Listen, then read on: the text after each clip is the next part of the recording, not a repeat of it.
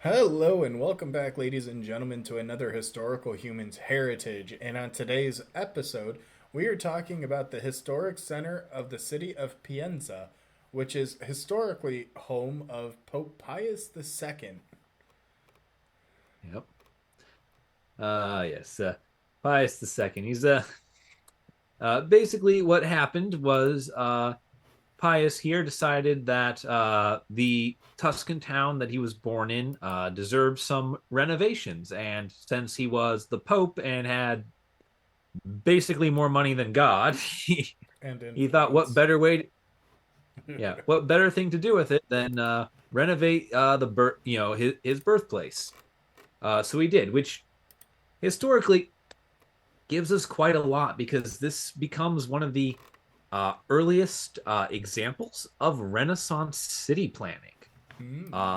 He redesigned the city, uh, and you know, a lot of cities in Europe are sort of naturally occurring.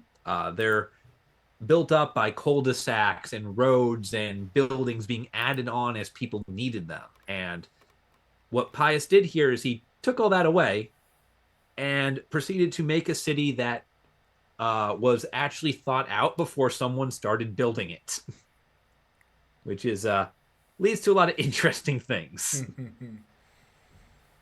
And Uh, what with him being inspired to beautify his hometown, he enlisted the help of architect Bernardo Rossellino, and Rossellino applied the principles of his mentor Leo Battista Alberti, a humanist thinker and architect. And this was further influenced by German philosopher Cardinal Nicola Cusano and the German Gothic tradition. So, which borrows a lot of the Gothic styles that a lot of German churches had at this time frame, especially yeah, the bell tower, which blends elements of both Gothic and Renaissance forms. yeah. I think a fun one too is there's the Pienza Cathedral, whose exterior is Italian Renaissance, but whose interior is Southern German Gothic. Oh, that's Uh, interesting.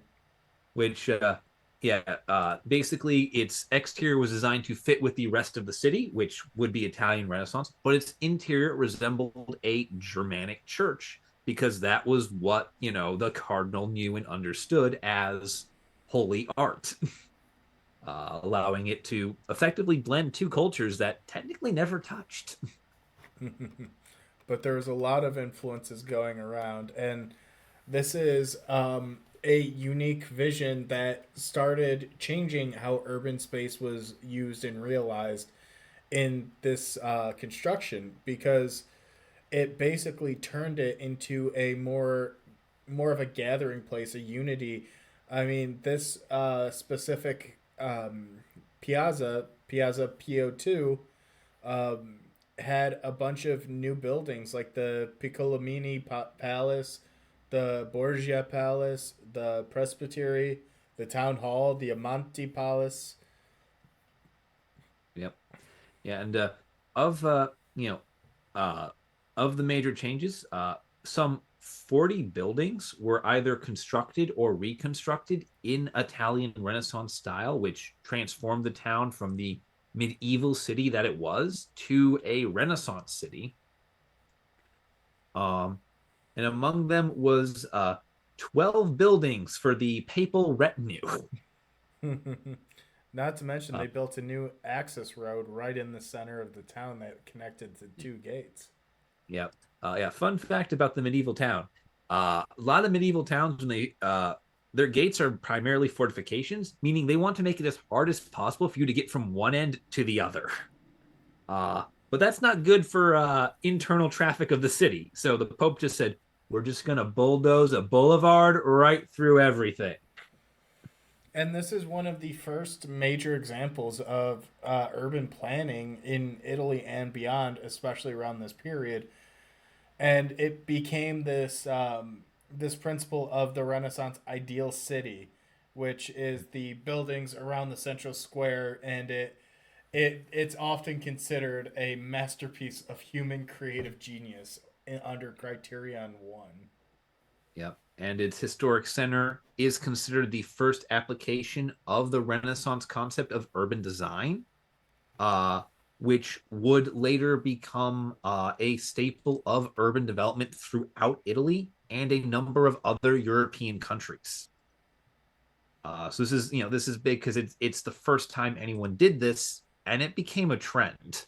Oh, it popped off, and then it also stands as an outstanding example of the humanist Renaissance design. So not only did it inspire a bunch of people, it's considered like one of the top examples ever. Yeah, the first version is not the worst version, as is the case with some other things.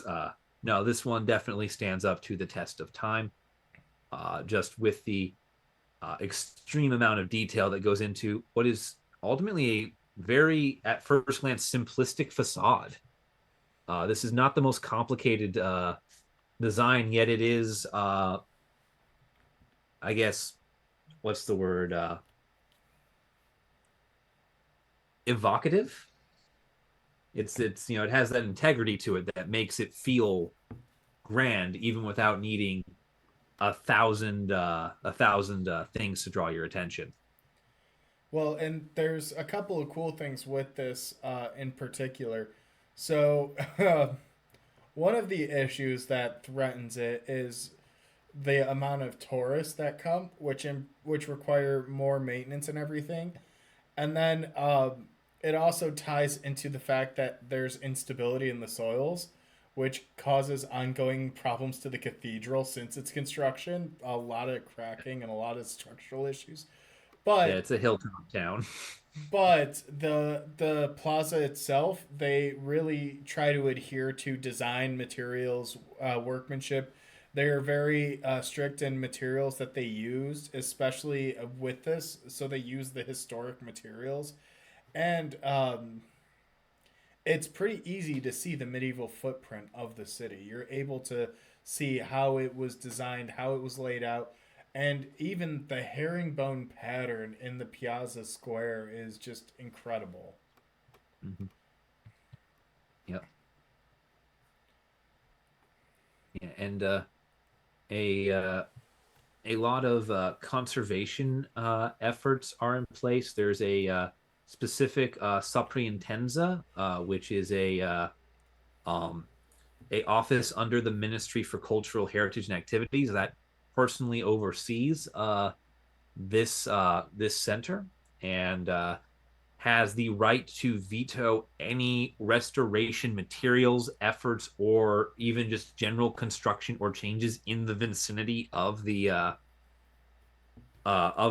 center. So basically, there's an entire branch of the Ministry of Culture in Italy that whole job is to look at this town and veto anything it doesn't like.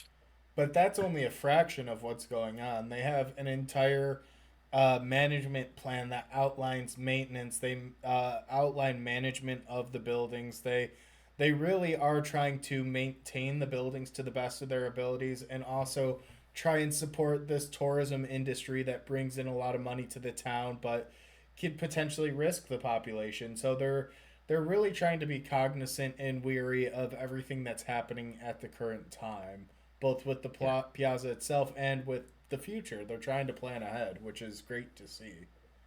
yeah. Their 5 point plan there, plus there's additional protections for certain buildings under the Census of Operating Municipal Heritage Building clauses, uh, which grants specific aid and also adds specific regulations and protections to various individual properties within the World Heritage Site. So they've kind of thought of more or less every way you could go about putting a protection on something, and that's very nice to see, especially when we often do a lot of these videos and a lot of places are unfortunately not well protected. It seems like Or at great the Italian risk. government is just like, we love this town. It was built by our Pope. Uh, the world will end before we let anything happen to it. And on that note, I think that's a great point for us to end today's episode. Thank you guys for watching. If you enjoyed, leave a like, drop a comment down below, and we will see you guys in the next episode.